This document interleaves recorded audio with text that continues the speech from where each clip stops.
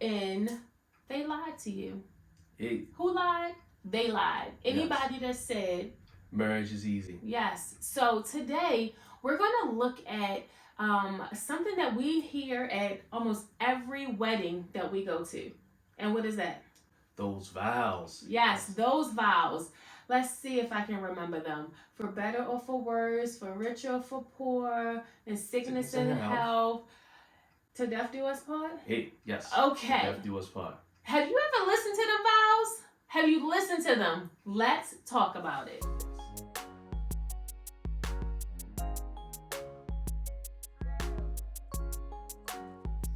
Okay, so the wedding vows is something that we say all the time at marriages, or we hear at weddings, and we want to take a deeper dive into what those vows mean, because remember, your vows are your commitment to your spouse, like in everything. So from this day forward, Yes.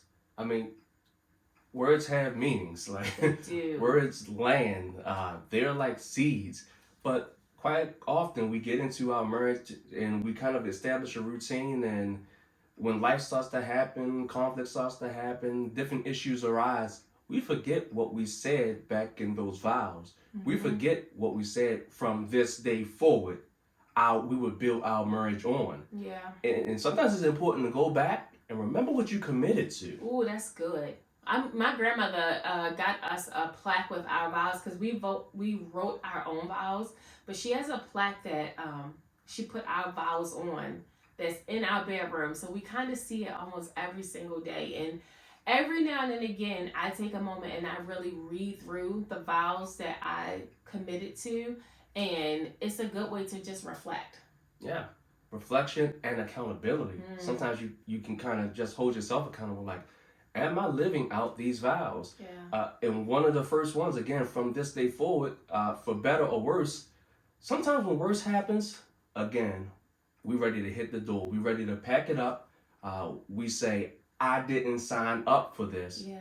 but actually, you did. Yeah. Yeah, and we don't think about it that way. Yeah. Like we think that everything's going to be perfect, and that is not the case. Like it's so many things that we come into our marriages with that we haven't dealt with, So like we have issues that we've brought from our childhood, we have experiences that we've dealt with like in college or adulthood. Like we're bringing all those things in, and if we haven't healed from those things, our better can get worse really, really fast. So it's important that we understand that we're dealing with an imperfect person.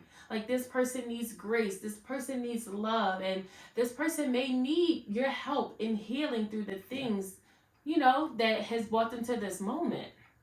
And when you read that vow, like quite often up into the wedding day, you put your better forward. Oh, that's good. You didn't show your worst. Mm, So now you thinking of only the better, and then when worse happens, you quick to say you didn't sign up for it because you never actually discussed the yeah, worst, yeah, the worst case scenario. You didn't unpack a lot of those bags because you hid them in the closet, and you said, "Well, I will not show them this before we get married because if they see these bags, if they see the worst, then maybe we won't make it to that wedding day." But those bags have to be unpacked, and sometimes it's not the things that we think of as bags. Sometimes it's simple things of things we've adopted because we saw them in our home. As far as like maybe you grew up and mom was stay-at-home wife and she took care of everything in the home. So your expectation going into marriage is wifey gonna take care of the kids. She gonna clean. She gonna cook. She gonna and you just run down this. You have this list built in your mind.